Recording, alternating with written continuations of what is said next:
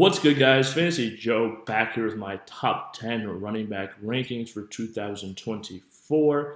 If you guys are new to the channel, make sure you hit that subscribe button. You're going to want to see all the content that I have coming out. Going to be posting my 11 through 24, 11 through 30 running backs soon. Do the same thing for wide receivers. Going to be talking players I target in every draft. Got a bunch of good videos coming your way. We're really about to heat up in the fantasy season. So make sure you hit that subscribe button and stick around. Also, hit that like button and leave comments down in the comment section down below. I respond to all your comments, and likes and comments really help out the algorithm, help out the channel, so I really do appreciate it. Without further ado, though, let's talk running backs. So number one, I've got Christian McCaffrey. This last year, he had 272 carries for 1,459 yards on the ground, 14 rushing touchdowns. He also caught 67 passes for 564 yards through the air and 7 receiving touchdowns. The guy is an absolute freak. We don't really need to talk about him a ton at number one. He's the clear-cut number one pick in fantasy football drafts to me, the clear-cut running back one. The guy is just an absolute freak. That 49ers offense runs through him, and he is super talented, so it's the combination of both those aspects. Kyle Shanahan's got a great scheme that they dial up around him. If you take Christian McCaffrey, I think you have, and he stays healthy for the whole year, I think you have close to a 50% chance of winning your fantasy football league outright. So that's why he is a clear number one. A LaDainian Tomlinson-esque talent from past fantasy football years, some prime Jamal Charles. He's one of those tiers of running back. All right, number two, I have Bijan Robinson, and this one's a bit more of a projection. Now, the reason that I have Bijan number one, they got a new coach. Raheem Morris comes in. Arthur Smith is out. Arthur Smith took him at number 8 overall in the draft. He had only had 214 carries. He still was able to turn that into 976 yards on the ground, only 4 rushing touchdowns, caught 58 passes for 47 through the air and 4 receiving scores. I think he's going to be well over 300 touches this year. I think he's going to stay involved in the passing game, catch 60-something passes. But I think that rushing total is going to be a lot closer to that 300 attempts mark. I think he's one of the most talented running backs in the NFL. He's extremely young heading into year 2. This offense is going to be built around them. They've got Kirk Cousins in town, Michael Penix too, in case Kirk Cousins struggles. But I think Bijan is going to be the focal point of this offense. I think they're going to be dramatically improved. I think he's a next-level talent. When you watch some of the moves he makes with the ball, him and Bree Hall are the 2 running backs that I think have a chance of catching a healthy Christian McCaffrey. Now, I'm still taking McCaffrey over those guys, but I would not shock me in the least if Bijan Robinson is an RB1 at the end of this fantasy football season. All right, next guy we got up is none other than Bree Hall. He had a fantastic season this last year, even on a crappy New York Jets offense. 223 attempts, he turned it into 994 rushing yards, 5 rushing touchdowns, but really scored a lot of his production through the air, 76 receptions, 591 yards, and 4 receiving scores. I don't think he'll post that high of a reception number, but the thing that Breece has going for him, he was coming off a torn ACL this past season. Running backs typically perform much better a year removed from an ACL. You factor in that last year he was already performing at a really good pace. The year before, when he was healthy before his ACL injury, he clearly looked like one of the best running backs in football. I have no doubt that Bree Hall is one of the top 3 running backs in the game right now. That's why he's so up high in this tier to me. To me, there's a kind of a tier break after Bree Hall, maybe even after Jahmyr Gibbs, who we'll talk about here in a second, and then there's everybody else. But these top 3-4 running backs, to me, these are the guys you want to anchor your team to. These are the guys I'm willing to pass up on some of these bigger wide receiver names for. You know, it's like I would take a Tyreek Hill personally over a Bijan Robinson, reduce the risk, probably a CeeDee Lamb as well. After that, I am taking Bijan. I'm taking the Bree Halls of the world. I don't mind the forfeiting those top receivers because if these running backs hit, they are the type of guys that can help you win your league. I think with Rodgers back, the New York Jets offense has a much better chance of being able to score more. So I think even though he might not catch as many passes, Breece, that the offensive line's improved from last year. The offense should be dramatically improved. He's coming off that ACL injury. I think, the landing gear has been put away. Bree Hall is ready for flight right now. So Bree Hall is a good bet in the first round of your fantasy football drafts. Next up at number 4, I have Jahmyr Gibbs. Gibbs this last season in 15 games, 182 rushing yards, 945 rushing yards, though still. 10 rushing touchdowns, caught 52 passes for 316 yards, and 1 receiving score. Now, a lot of this Jahmyr Gibbs thing to me is the offense that he's on. This is, outside the 49ers, by far the best running back situation that we talked about so far for Gibbs. Great offensive line there in Detroit. Ben Johnson, their offensive coordinator, likes to use him in the passing game. I think he'll be used even more. I think he'll catch closer to 60 passes. I think that yards per reception at 6.1 this last year will jump up a lot closer to 8. Gibbs, talent-wise, to me, is a mixture of an Alvin Kamara and a Jamal Charles. He's got great speed. He's a smaller back, but he doesn't go down easy, and he can make a lot of plays, can make you miss, can run around you, bounce off tackles. Nothing really he can't do. He's not, the goal line guy that David Montgomery is, but if something happens to David Montgomery, Gibbs is a clear league winner to me. And even with that, I still think with David Montgomery healthy, he can still be a top 5 running back this season with how good that offense is and how good he is. And I do expect him to get even more work this year than he got last year. I think they saw that he was the clear-cut running back on their team. So next up, we're going to talk about Jonathan Taylor. Okay, so I think Jonathan Taylor, Kyren, and Saquon were some of the hardest running backs to rank for me. I'll throw Etienne in there as well. These guys, 5 through 8, are all in a tier of their own to me. Jonathan Taylor was tough because the rushing upside that Anthony Richardson has, I think, is definitely going to affect him. Now, this last year was an underwhelming year. Only played 10 games, 169 carries, 741 yards, 7 rushing touchdowns. Only caught 19 passes. I think that's the thing that hurts him a lot. When you add in the rushing quarterback, you also add in the fact that he doesn't catch a ton of passes, and that Anthony Richardson's going to take off with a lot of those check down opportunities as well. It worries me about Jonathan Taylor. Now, all that said, Jonathan Taylor, I don't really see a situation where he's not an RB1 if he stays healthy this next year. But he could easily be, RB10, RB8. But I still think he has some upside for an RB5, but he's basically got to do it in the back of rushing touchdowns. He's going to need 10, 13 rushing touchdowns if he wants to be a top 5 running back. But he's a guy who could get 300 carries with the way that this offense should function with a young quarterback who's very inexperienced, very raw, and an absolute stud like Jonathan Taylor who's getting paid and some good pieces on that offensive line.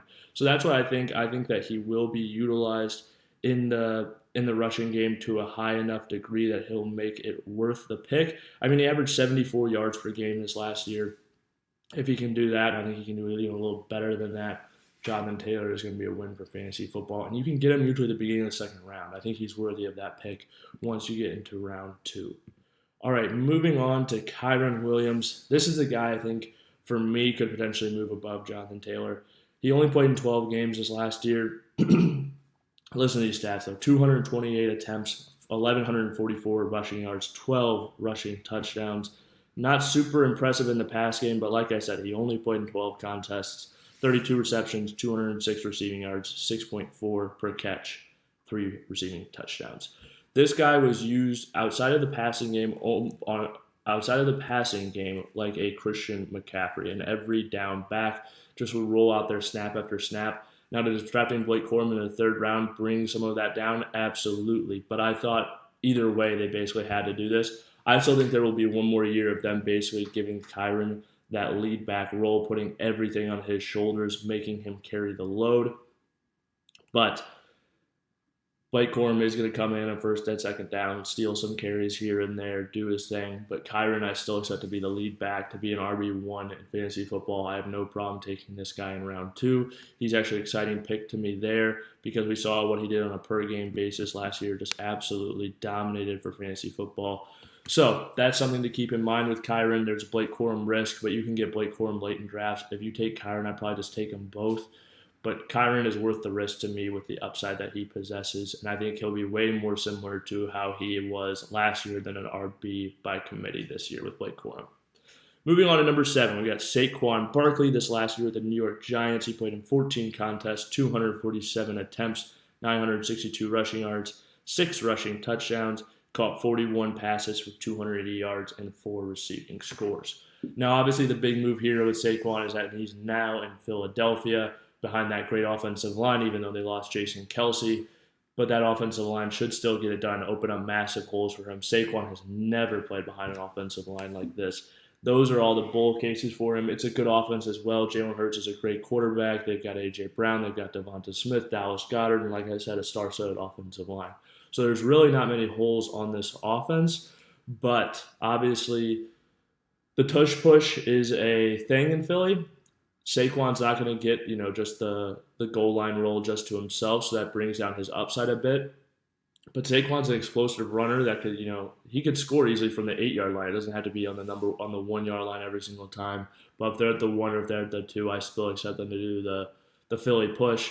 So that definitely brings Saquon farther down the list for me. I just don't think touchdowns are going to be how he, makes all his fantasy points. I still think, with the contract that he got from Philly, he's going to be a 250, 300 carry back. He's going to catch 40-something passes. Obviously, the rushing quarterback is going to bring some of those numbers down a bit. But I still expect Saquon to be a really big-time fantasy running back. I still think he's got juice in the tank. I think on a good offense, he's going to get a lot of scoring opportunities, even if they aren't on the goal line. And I just think moving from such a crappy situation with the Giants to Philadelphia is going to be a major boost for him. It's not like Saquon was scoring a lot of his fantasy points in the past on touchdowns anyway, really, with the Giants. So that's something to consider, and I still think he is a good bet moving forward, although I do expect that goal line role to continue to not be the running backs there in Philly. Moving on to number 8, we have Travis Etienne. This last year, he was a volume monster, 267 attempts, 1,008 rushing yards, 11 touchdowns on the ground. He also caught 58 passes for 476 receiving yards and 1 receiving score. That's 8.2 yards per reception, really good yards per reception for a guy that a lot of people have criticized his role in the passing game.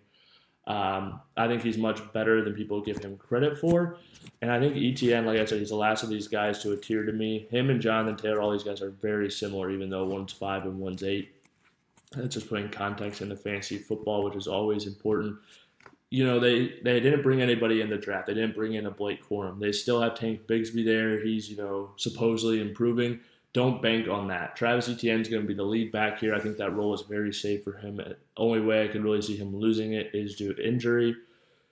I think this offense in Jacksonville should be greatly improved. They bring in Brian Thomas. They have Christian Kirk already and Etienne. They've got a few pieces on the offensive line, not an elite unit by any means, but I don't think it's, the worst unit in the league. I do expect Trevor Lawrence to take a step up just with some of the players they put around him. So I believe in Travis Etienne this next year. He's easily an early second-round pick to me. I'm very comfortable taking him there because, like I said, I don't really see a world outside of injury where he loses his role. He might not be, the most efficient guy. We saw those efficiency numbers dip, but let's say Tank Bigsby can take a little bit more of that role. I still think his efficiency numbers will go up and he'll have a pretty similar fantasy finish to where he was last year, or at least not be far off. Moving on to the big man himself, Derrick Henry, now in the Baltimore Ravens. Last year in the Tennessee Titans, he led the league in running back attempts at 280, had 1,167 rushing yards, 12 scores on the ground, caught 28 balls as well for 214 receiving yards. The big thing with Derrick Henry is going to be rushing touchdowns, and this is a role that we've seen the Baltimore Ravens excel at with that running back. Gus Edwards had 13 scores on the ground this past season. Derrick Henry is going to be going into that role. He is better than Gus Edwards is right now. I expect Henry to have a ton of volume, not necessarily the same volume he had back when he was with the Titans, leading the league in carries the last 2 years and 4 of the last 5. But I think that 280, 260 is definitely a carry number he can reach reasonably. And I think if he does that with the rushing upside he has and the touchdown upside he has with this Baltimore Ravens offense, sure, Lamar will steal a few, but Lamar has not been the biggest rushing touchdown guy, contrary to popular belief with how good he is with his feet. So I think there's going to be a lot of opportunity for Derrick Henry. He could easily post a 12 rushing touchdown year, a 16 touchdown year. I think it's within the realm of possibilities. Yeah, he's not going to catch a lot of passes, but he really never has. So I still expect, even with his older age, Derrick Henry to be successful for fantasy football. But I do view him more as a back-end RB1 that is capable of a top 5 finish. All right, next guy we have up is Isaiah Pacheco. He had a good year last year, obviously the Super Bowl champions, the Kansas City Chiefs. And a lot of this has to do with the way their team is structured. So Kansas City has a great defense. They really improved that unit last year, made it a real issue for a lot of other teams when they're playing against them. So, with that offense as well being good, there's a lot of situations where they got the lead in the second half of a game where they're playing a crappier team. They're up 14. I could very easily see them handing the ball to Isaiah Pacheco running these games out. He is going to be the lead back there in Kansas City this last year. 205 attempts in 14 games, 935 rushing yards, 7 touchdowns on the ground. He caught 44 balls for 244 receiving yards, only 5.5 yards per reception. That's something to note. 2 scores on the ground.